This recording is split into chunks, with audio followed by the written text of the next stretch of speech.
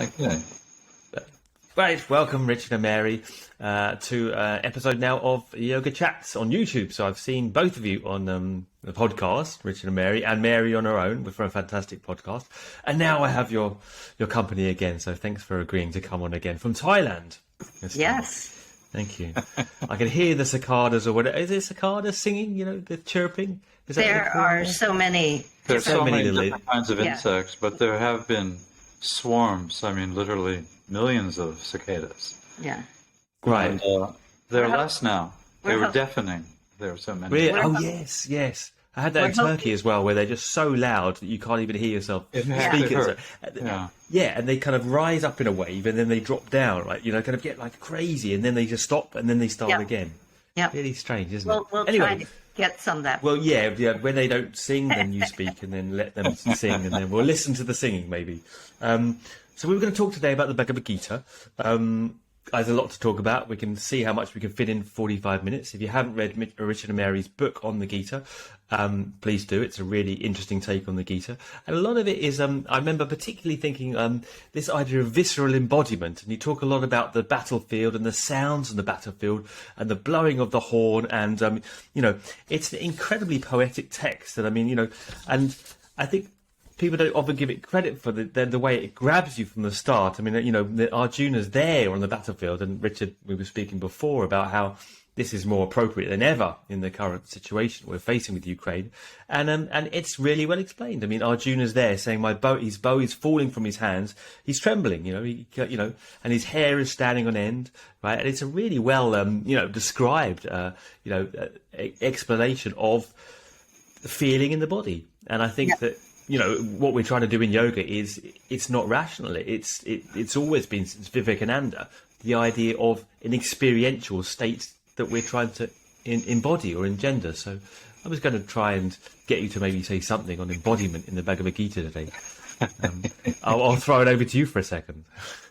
Well, as you brought up, one of the things that happens is, when the story begins, they're in their heads, they're in their roles as who they have been trained to be for their whole lives.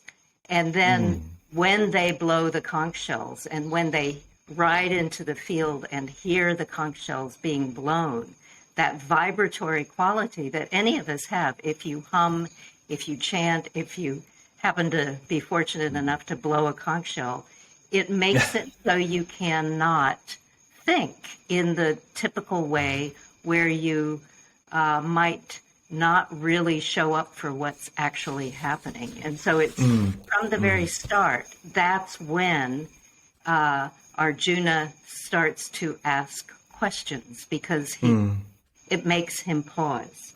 Right, because they blew their divine conch shells. The enemy had already blown theirs. And just like armies everywhere, they'll do songs and music before they slaughter someone. It's almost a kind of sick religious practice that, or they'll beat the drums and, march with their boots. Yeah. And so it's just a kind of tamasic religious practice that allows people to do that. But they blew the divine conch, and Arjuna was just like, oh my God, because he was just vibrant. And then he did that. He said, wow. And he almost, he was awestruck. And he asked his friend, let's pull me up on the middle path between the two armies. Yeah. Which is a key thing, because it has a Buddhist hint right there. Oh, the middle path. The yoga, the sushumna. And there he saw, and literally it says he saw but one family, because he saw on both sides all these different people that he had all these different relationships with. He had teachers on both sides, old friends on both sides, some really bad people, particularly on the other side. There were some psychopaths. We hope so, yeah. Oligarchs who were out of control. And then he said, well, this is crazy, if it's all truly one family, even if one side wins, there'll be so many people killed. How are you going to enjoy the what's the point? We're not trying to get a kingdom, and if we got a kingdom, is this the point? Yeah, I mean, is that the point? The confusion that he feels is that a fertile ground for practice? Because people often say these days, "Oh, we need a game plan. You need to know what you're doing in yoga. Your aim. You need to know that aim." But my it's like, well, begs the question, though, doesn't it? Really, it's like, well, if I knew the aim, I probably wouldn't be practicing in the first place, right? we wouldn't even call it yoga. Isn't the fertile ground that state of the end of chapter 1 where Arjuna sits down, kind of throws his hands up, puts his bow down, and I don't know, I don't know what to think or what to do. I had the idea that I was a warrior and I had an obvious career path, and everything made sense and I could enjoy all my pleasures, and and then suddenly it's like he's in this place where he just doesn't know anymore. Yeah. Which is the key thing that we face anytime any of us are in these conflicts.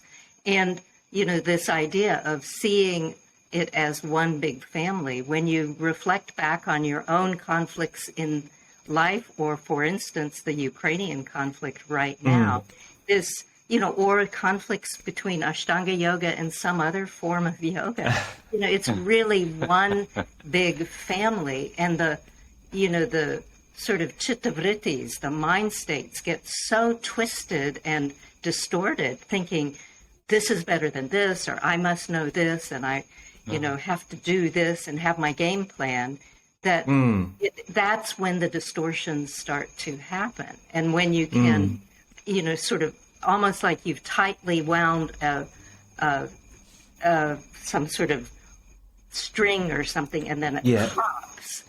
At that moment, there's this ability to have insight that, wow, we are all in this together, which is one of the primary messages of the Gita, but also in our own daily lives, when we can just have someone we're conflicted with, or a group of people we disagree with, and then realize, there is so much more to it than whatever it is we feel conflict about, because we are driven often to have these visceral feelings of conflict, the being pumped up with adrenaline, because we care.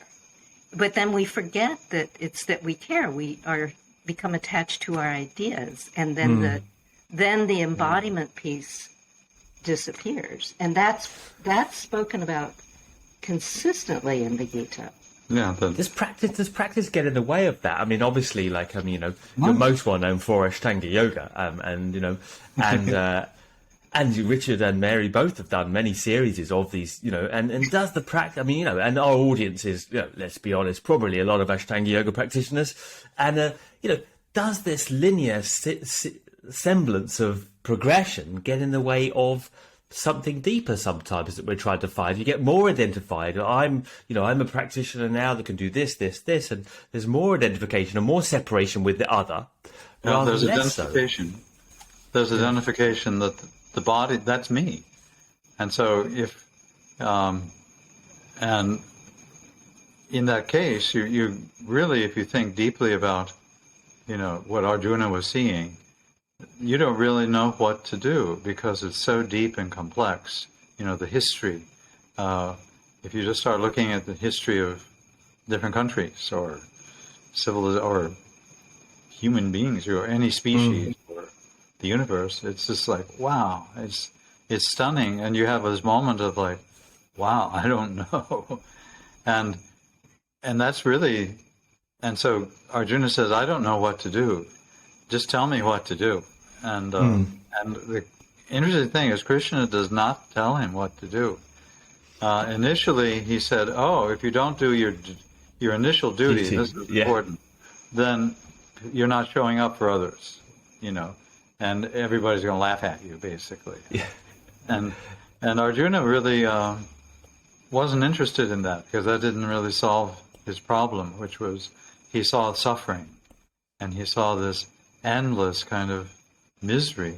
And throughout the entire Gita, Krishna never tells Arjuna exactly what he should do in that situation. But he says, and basically he was telling him, find out what you should, you'll have to act. And and then when you act, if you act without attachment or thinking that you are the body, then you won't be relying on something outside you to make you happy. And then you'll actually learn from, even if you make some, like in science, we make bad hypotheses, or in medicine, historically, out of all sincerity, a surgeon or a doctor will try something, and they don't know what to do. And if they're not trying to prove something about how great they are, and then they'll look and see, oh, that wasn't good. But without shame, they'll adjust it. They'll adjust. Yeah. Acting will actually give you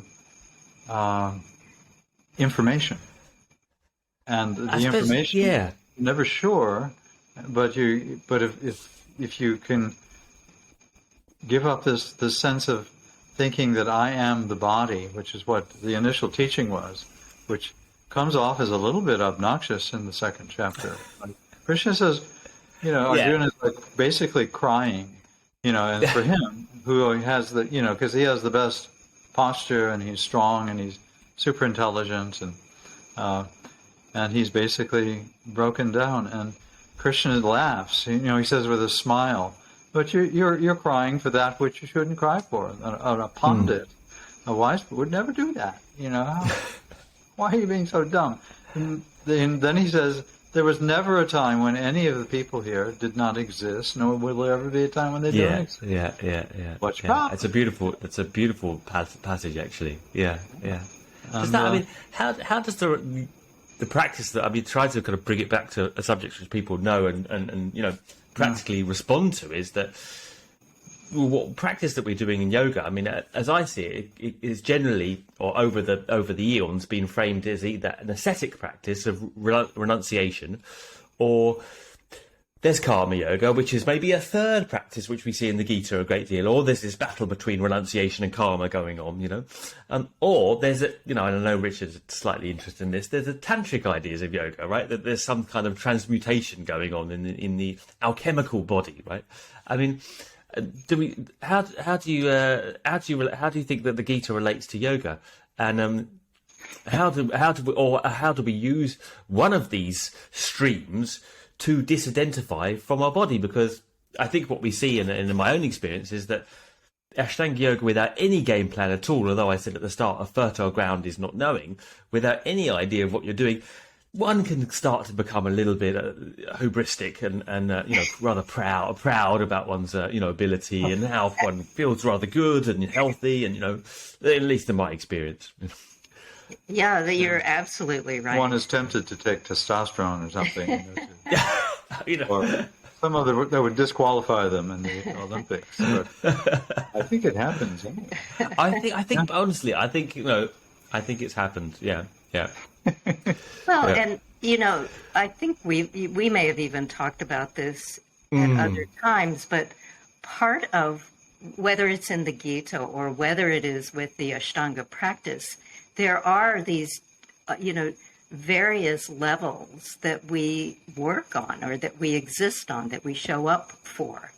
And in the Ashtanga system, that one of the levels one shows up for is the physical practice, and it has structure, and the structure is somewhat predetermined in a sense, even though an intelligent practice, one goes to that practice and then modifies it as need be, but it's not like you are having to think about what to do with your physical form when you are doing your practice. And so that level of thinking that might be distracted by, well, what am I going to do next? Am I going to do a back bend or a forward bend? You know that.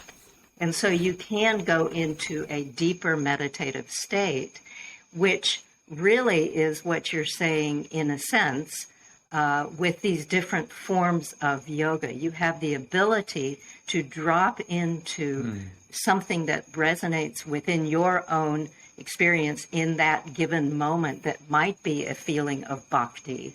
It might be a feeling of intelligence. It might be, the embodied experience of doing some karma, of taking some action. And so, but the mind, it's almost like the mind is being tended to, because it's moving with the breath and in a form that it doesn't have to think about. So with the yoga, you get that a little bit, and then you can go any one of those doors, any one of those forms of yoga, they take you to the same place ultimately. Ultimately, the Gita would say there are the same, but that sometimes we all have within us, the bad motivation, where we naturally identify with the body. That's almost like that comes with the territory of having a body. And so the whole mind, the whole ego structure, and so we go through periods where we're actually just trying to achieve something. I want to become like the god Indra, or I want to become, an oligarch. I want to become a dictator and have all people bow down to me. And this has happened in yoga many times. And the whole last part of the Gita is about yoga gone bad. And we all say, oh, I know someone who did that. And then, but if you then apply the beginning of the Gita, where he's teaching about Sankhya and then yoga as being deep, if you really look at them, and they're the same thing, that we all go through phases where, we have this, our ego makes us want to achieve something. And so what's the best method for me to achieve, just like a healthy shoulder joint or something, and then, but the idea is then you see, if you're really practicing, you see your mind being egotistical. And so you're seeing part, so the mind is also subtle body, and you're seeing that, and that's part of the practice. And then occasionally you'll be rajasic, rather than tamasic, which is just occasionally, the high point, exactly. That's the good part. That's the good part. You're getting all excited about the fame and fortune, and maybe getting your own planet, from your yoga. And a lot of these things are promised in some schools of yoga. You get your own planet, have your own solar system, and that's natural. And then finally, when if you see that, oh, that's not actually me, that's just part of the subtle body. Then you go, oh, and then you can almost laugh at yourself, or then you see, oh, that actually is cutting out all of the things that really matter to me, because I've actually learned that seeing the beloved in all beings is what yoga actually is. And so that's defined earlier. And so on the 6th chapter on actual normal yoga practice, Krishna keeps re-emphasizing, oh, you just go really slowly, and and the real yoga is when you see me in all beings, and all beings me, then you're satisfied. And then you don't care about these things. And occasionally, and so it's a nice way of letting your own mind and ego nature manifest, and seeing that they are ultimately, they are part of the embodiment. They are cracked.